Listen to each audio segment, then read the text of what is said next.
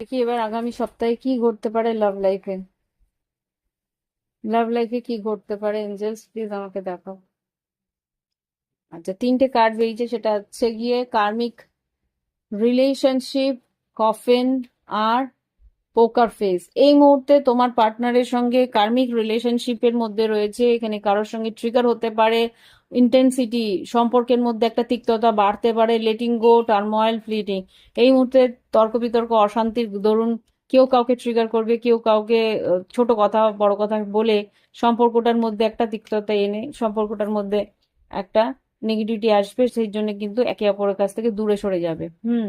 New beginning, liberation, newborn, transition, tragic ending.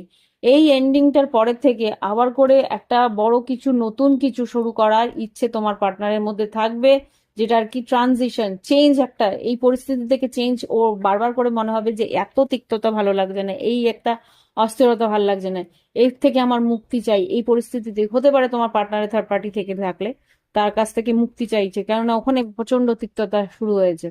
তো নতুন করে কিছু ট্রাজিক এন্ডিং, এই সম্পর্কের শেষ করে নতুন কিছু শুরু করার ইচ্ছে তোমার পার্টনারের মধ্যে থাকবে।